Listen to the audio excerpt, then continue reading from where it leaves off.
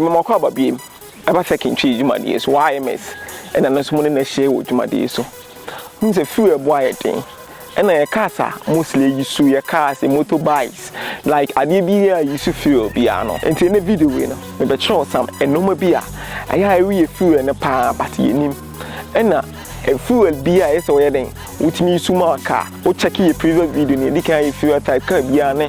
fuel a obetimi you su ama no enti me dem be ko drive me install sensor bi waka nim sa sensor na be chere say horsepower we na you use nti wan kasa obo say ade we na we use waka ma ya na etwe fuel no nti wa we use car na we dem obehu ade a ese we ye say de betimi aye den e betimi save a lot of money e wo fuel a otowo ho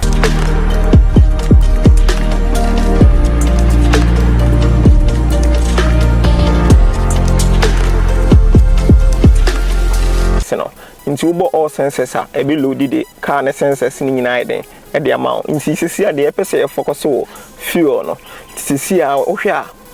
ye ba fuel na horsepower na o say instant engine power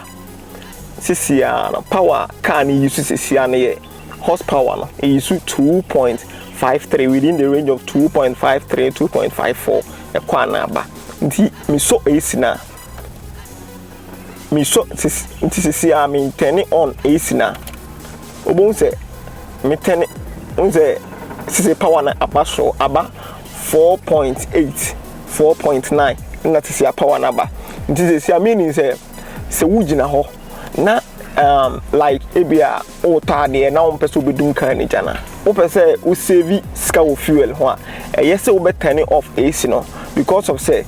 me turn it off AC na fuel engine horsepower neba 2 points within the range of 2 points but me so AC na aba 5 aba 4 6 and a 4 7 nti see I try say you movie car no with AC on no nti say you movie car no with AC on no okay nti say you call miti aso a this year unse a movie call uti aso no full vim na miti aso no unse a train horsepower ne ba 19 nti meaning say nti we nipa bi a ope speed ko pa na se kwan ne so na so na unim say ebia portal bi wo onim na uti aso a ye ti aso kese no su horsepower do the meaning say train fuel na den do nti se ope say we save fuel so so hwe your driving behavior ni ye nti anytime bi a say ade ba kwan fan to etim ni say anytime bi e betia car no so full vi me fan say car ni gina na wu move a you so more fuel that moment nti say o drive here me ntia so boom say like o town a uti aso na wo brake uti aso na wo brake no den awie fuel ni too much me like me say me see highway so na me ntia so full vim say in case of say bia o tu kwan a na wo pese o service ka wo kwan so a e wo fuel a wo service ka bebe wo kwan ne so a be wo kwan a be fa so a movie car no accelerate anytime bia nti like yanka say your movement and say the movement nti you say me call normal horsepower ne ba from nti e ba sana enti me fuel ne dodo nti ade ba kwan say ye hu ne say wonam town a ubetimi ama windows na den aba from na why den what turn off AC no but me person nko highway so say dey betimi ajeje saase me American nti ye nan town normal ye driving normal town ye driving normal town e use normal horsepower no me yimi nine e say me yimi nine free me yimi nine a eba 3.1 me yimi nine eba 3.1 eba within the range of 3 but mitiaso na aba 8 ti mitiaso full vima unse horsepower na ba 32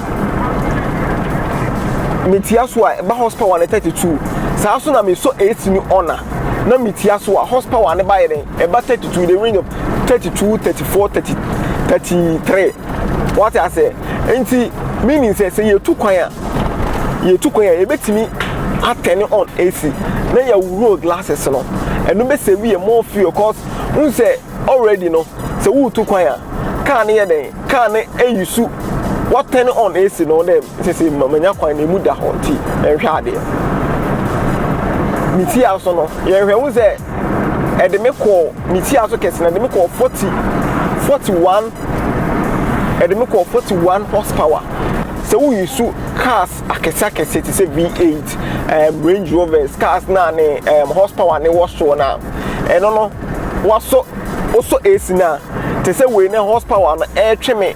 4.7 no we so AC na ɛtwe 4.7 no ɛno ni AC na ni engine ayini nti no ni engine size na say de ɛtwe nti no say bia also AC na ɛno so betimi atwe bia 12.7 horsepower abra wo ye den ugina ho no nti enu na ema na ye den enum fuel dodo no than cars we no nti meaning say sometime na me ti aso kese na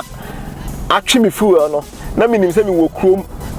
kwan ni mu na ho na fe me ti aso anyhow den me use more fuel nti anytime bia no so nam ko na uni say kwan ni mu na ho ade ba conference on the some fan to it means on na krom na kwan ni mu na ho there is no need say na we ti aso ko uti aso a power na use no fuel a echiwa etimi maka ni move no echi fuel do dance ona ne da so a okaketwa bi no I hope say video no obi ate ase ye de nti se ya yemfa ne say menam town normal AC ne on nti yenhwe horsepower car ne ye den car ne use say de menam normal se ya no normal horsepower na me use no nti me turn off AC no ma turn off AC no me turn off AC na atiaba 2.9 na car ne den e de ama me horsepower no nti meaning say wonam town a wo pese wo save ska e wo fuel ho a na wonam town a e pass obe den wo be turn off AC no say de betimi den wo betimi anya fuel like wo betimi save ska do e den e wo fuel ho obi wo a o pese like o ska obi wo ni sika nti o pese o use cause AC who use AC aye cause who use AC aye like e maka ni mu yenyu o ye comfortable but dey pa mi ni say so who to kwan na uso AC na e save you ska who to kwan na uso AC na who road glasses na ko sura e save you ska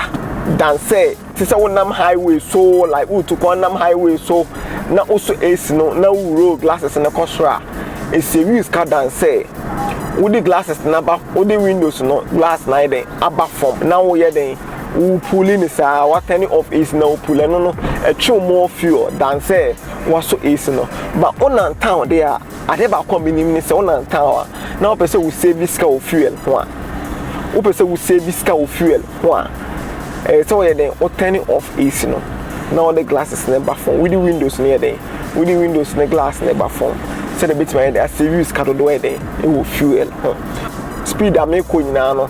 e de ne ba wa hase like sa sensor we no e very good pa say me gidi say nyina ye hu bi na che say wo tu kwan a e ye say obeteni on AC na we use window no app but over town now person we use fuel ne cha e ne be bo am wa den watimi use fuel na man aye den ache I hope say money the video we ho follow taking tree on Facebook YouTube ya the videos be brave bro the videos are ehun hia wo Ghana ha bia wo ya ade bia unim ade na wo ye no